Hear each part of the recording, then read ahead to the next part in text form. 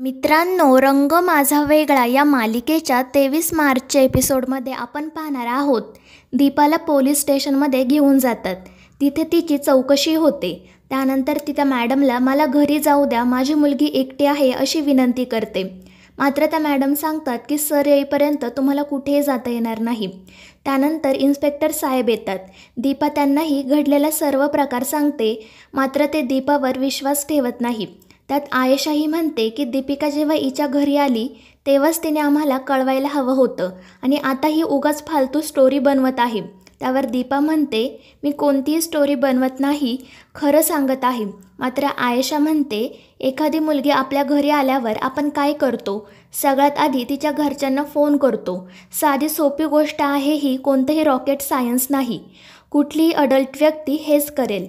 मात्र त्यावर दीपा म्हणते पण दीपिका माझ्या घरी आली होती तेव्हा तू तिची अवस्था पाहिली होती का? नाही ना, मी तिला पाहिलं होतं. ती खूपच डिस्टर्ब होती आणि अशा अवस्थेमध्ये मी तिला घरी कशी पाठवू?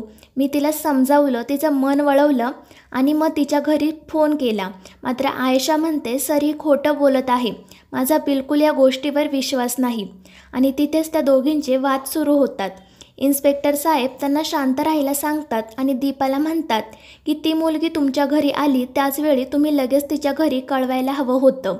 मात्र तुम्ही गप्पा मारत बसलात आणि त्यात ती मुलगी तुमच्याही घरून बेपत्ता झाली. त्यावर दीपा म्हणते हो सर, पण हे सगळं कसं झालं ते मला माहीत नाही. मी तिच्याच घरी फोन करण्यासाठी बाहेर गेले होते आणि तितक्यात ती बेपत्ता झाली. त्यावर ते सर म्हणतात ठीक आहे, पण ती मुलगी सापडेपर्यंत तुम्हाला इथेच थांबावे लागेल. आणि ते ऐकून दीपाला धक्काच बसतो. तर दुसरीकडे साक्षी दीपाच्या घरी येते. ती कार्तिकीला नक्की काय झालं ते विचारते. कार्तिकी तिला घडलेला सर्व प्रकार सांगून म्हणते की पोलीस आईला घेऊन गेलेत. आणि ते ऐकून साक्षीला धक्काच बसतो. कार्तिकी खूपच रडत असते तर साक्षी तिला समजावत शांत करत असते. तर दुसरीकडे दीपिकाही एकटीच रस्त्याने चालत चाललेली असते. तीही खूप रडत असते. तिला कुठे जावं काय करावं ते समजत नसतं. आणि इकडे पोलीस स्टेशनमध्ये दीपा दोन्ही मुलींच्या काळजीने रडत असते. तिघींची अवस्था खूपच वाईट असते. तर दुसरीकडे इनामदारांच्या घरी सर्वजण दीपा आणि दीपिकाची वाट पाहत असतात. त्यांना दीपा पोलीस स्टेशनमध्ये आहे हे माहीत नसते. त्यावेळी आयेशाचा कार्तिकला फोन येतो. ती त्याला सांगते की आम्ही दीपाला पोलीस स्टेशनमध्ये घेऊन आलोय. त्यावर कार्तिक विचारतो पण का? दीपिका तर तिच्याकडेच गेली होती ना? त्यावर आयेशा घडलेला सर्व प्रकार सांगून म्हणते दीपिका तिथूनही निघून गेली. आणि ते सर्व ऐकून कार्तिकला धक्काच बसतो. त्यानंतर तो सर्वांना सांगतो की दीपाला पोलिसांनी पकडून नेलं आहे. आणि ते ऐकून त्यांनाही धक्काच बसतो. मात्र श्वेता खूपच खुश होते. सौंदर्या विचारते पण त्यांनी दीपाला का पकडून नेलं? त्यावर कार्तिक सांगतो कारण दीपिका तिच्या घरी सापडलीच नाही. त्यावर सौंदर्या म्हणते पण हे कसं शक्य आहे? तिने स्वतःहून मला कॉल करून सांगितलं होतं की दीपिका तिच्याच घरी आहे आणि ती लवकरात लवकर तिला घेऊन इकडे येईल. त्यावर श्वेता लगेच म्हणते म्हणजे दीपा आपल्यासोबत खोटं बोलली. तर कार्तिक सौंदर्याला म्हणतो तुला जेवढं त्या दीपाला प्रोटेक्ट करायचं आहे तेवढं तू कर, पण मी माझ्या मुलीला शोधण्यासाठी जात आहे. आणि तो तेथून बाहेर पडतो. या सर्व प्रकारामुळे सौंदर्य आणि ललित खूपच पॅनिक होतात. तर श्वेता म्हणते तरी मी सांगत होते त्या दीपावर विश्वास ठेवू नका, ती त्या लायकीचीच नाही. मात्र सौंदर्या तिला गप्प बसायला सांगते. त्यानंतर लगेचच पोलीस स्टेशनला ती फोन करते आणि विचारते की तुम्ही दीपा देवकुळेला अटक का केली आहे? त्यावर ते इन्स्पेक्टर साहेब सांगतात की इथे त्यांची चौकशी सुरू आहे कारण दीपिका त्यांच्या घरी सापडलीच नाही. त्यावर सौंदर्या म्हणते पण तिने मला कळवलं होतं की ती दीपिकाला घेऊन आमच्या घरी येत आहे.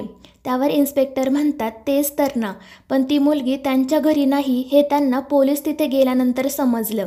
एकीकडे त्यांनी तुम्हाला कॉल करून सांगितलं की दीपिका त्यांच्या घरी आहे, पण आम्हाला मात्र ती त्यांच्या घरी सापडलीच नाही. म्हणून मग आम्हाला डाऊट आला. आम्ही त्यांना विचारलं की दीपिका त्यांच्याकडे आल्यानंतर त्यांनी लगेच तुम्हाला का कळवलं नाही?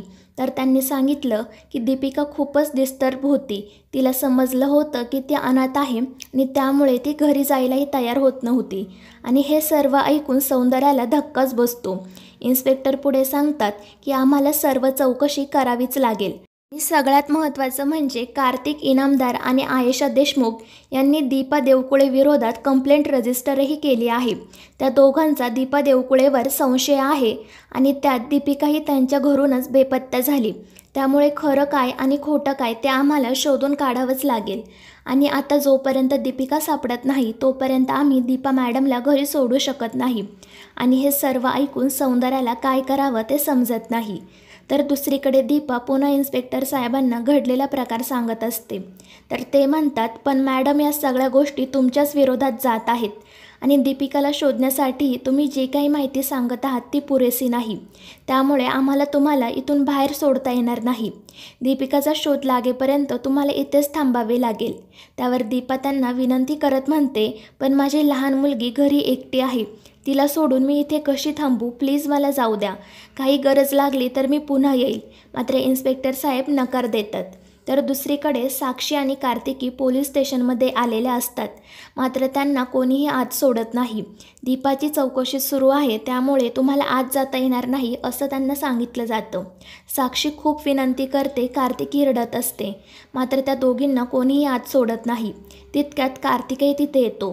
तो मात्र आत जाण्यासाठी निघतो. त्यावेळी साक्षी त्याला म्हणते की आम्हालाही आतमध्ये जायचं आहे पण हे आम्हाला जाऊ देत नाही. पण त्यावर कार्तिक काही बोलणार इतक्यात आयेशा म्हणते की आता फक्त कार्तिकने आत जाणं महत्त्वाचं आहे. तुम्ही इथेच थांबा आणि ती कार्तिकला घेऊन आतमध्ये जाते. त्यानंतर सौंदर्याही तिथे येते. कार्तिकी रडतच तिला मिठी मारते तर सौंदर्या तिला समजावत शांत करते आणि आतमध्ये जाते. तर इकडे कार्तिक दीपाला दीपिका कुठे आहे ते विचारत असतो. तो खूपच चिडलेला असतो. दीपाच्या बोलण्यावर तो थोडाही विश्वास ठेवत नाही. तो दीपाला म्हणतो की तुला मी हवे तेवढे पैसे देईल पण मला माझी मुलगी परत दे. आणि हे ऐकून दीपाला धक्काच बसतो. ती रडतच म्हणते की मला नाही माहीत दीपिका कुठे आहे ते. त्याचवेळी सौंदर्याही तिथे येते. ती इन्स्पेक्टर साहेबांना म्हणते की दीपाला तुम्ही सोडून द्या, तिची या सगळ्यामध्ये काही चूक नाही. आम्ही कंप्लेंट मागे घेतो. मात्र त्यावेळी आयेशा म्हणते की आम्ही कंप्लेंट मागे घेणार नाही आणि त्यामुळे त्या दोघींचेच वाद सुरू होतात. मात्र कार्तिकही कंप्लेंट मागे घ्यायला नकार देतो आणि त्यामुळे सौंदर्याला धक्काच बसतो. तर मित्रांनो, या मालिकेच्या पुढील भागांमध्ये आपण पाहणार आहोत कार्तिक दीपावर नको ते आरोप करत असतो आणि त्यामुळे शेवटी वैतागून सौंदर्या पोलीस स्टेशनमध्ये सर्वांदेखत त्याच्या कानाखाली मारते आणि ते पाहून सर्वांनाच मोठा धक्का बसतो. त्यानंतर कार्तिक आणि आयेशा पोलीस स्टेशनमधून बाहेर येतात. तर कार्तिकी रडतच कार्तिकला म्हणते, तू माझ्या आईला बर्बाद केलं आहे. आणि ते ऐकून कार्तिकला मोठा धक्का बसतो. तर मित्रांनो, या मालिकेचे पुढील भाग अतिशय रंजक होणार आहेत. या मालिकेच्या पुढील भागांच्या अपडेटसाठी आपल्या चॅनलला सबस्क्राईब करा.